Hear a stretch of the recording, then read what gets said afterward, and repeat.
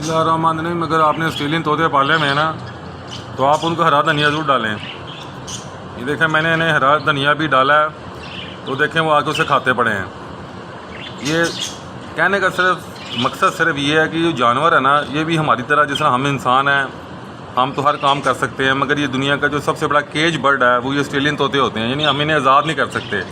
اگر ہم نے ان کو چھوڑا تو ان کو کوے کھا جائیں گے، اس لیے یہ ہماری مجبوری ہے کہ یہ کیج میں رکھے جاتے ہیں۔ لیکن اس کا یہ مطلب نہیں ہے کہ آپ نے ان کو زندگی کی جو چیزیں ہیں وہ پرووائڈ نہیں کرنی۔ اب میں نے ہرا دھنیا ڈالا ہے، اب یہ کنگنی وغیرہ باقی بھی چیزیں پڑی ہیں، وہ دیکھیں نمک بھی نظر آ رہا ہے۔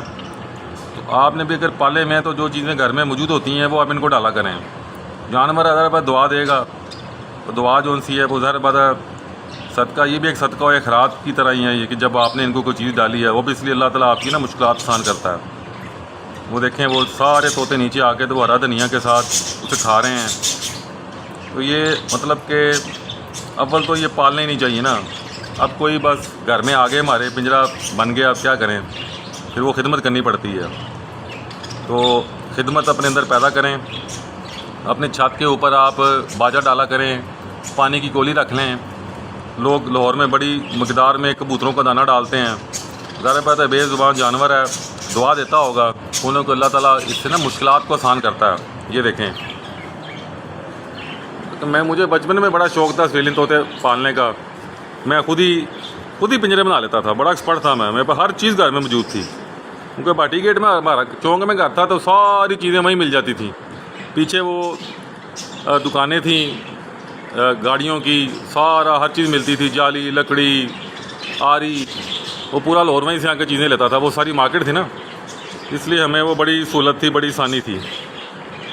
بس شوق وقت کا ہوتا ہے صرف، اور یہ شوق نا سدا نہیں چلتے، ساتھ ساتھ وقت گزرتا ہے تو آپ کی ذمہ داریاں، آپ کے شوق، آپ کی چیزیں بدل جاتی ہیں۔ اب دیکھیں میں نے ہرا دھنیا لا کے باندھ دیا اس کو۔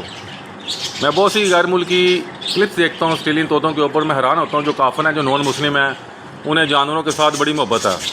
یہ مجھے لگتا ہے یہ وہی محبت ہے، اور یہ قرآن کے اندر جو اللہ نے فرمایا نا اگر ان چوپایوں کا مجھے ڈرنا ہوتا تو میں بارش نہ برساتا۔ یہ جو کافروں پر یورپ، امریکہ میں، جاپان میں جو دولت ہے نا، اس کا تعلق جانوروں کے ساتھ محبت کے ساتھ ہے بہت زیادہ۔ فلمیں بھری پڑی ہیں وہاں پر، وہ کس طرح ان کے ساتھ محبت کرتے ہیں، ان کے لیے ڈاکٹرز ہیں، ان کے لیے اچھی اچھی خوراکیں ہیں۔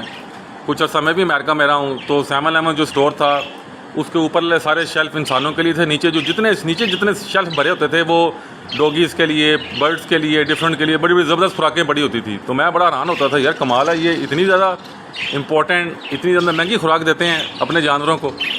یہ وہ وجہ ہے کہ ان کے اوپر رزق کشادہ ہے، ورنہ وہ خدا کے نافرمان ہیں تو ان پر رزق کیوں بڑھ گیا؟ ہم تو اللہ کو ایک مانتے ہیں، ہمارے پاس تو حضور نبی پاک اعظم محمد صلی اللہ علیہ وسلم کا کردار پورا موجود ہے، اس میں حسنہ موجود ہے، پھر ہم میں غربت کیوں، ہمیں پھر پریشانیاں کیوں ہیں؟ ہمارے اندر ہمارا ٹھیک نہیں، بیسیکلی ہم اللہ کی ایک نہیں مانتے اور یہ چاہتے ہیں کہ اللہ ہماری ہر بات مانے، جبکہ اللہ کہتا ہے کہ تم میرے راستے پر چلو تو پھر جو تم چاہو گے وہ ہوگا، یعنی بندہ اللہ کی حفاظت میں چلا جاتا ہے، پھر وہ اللہ کی ذمہ داری ہے۔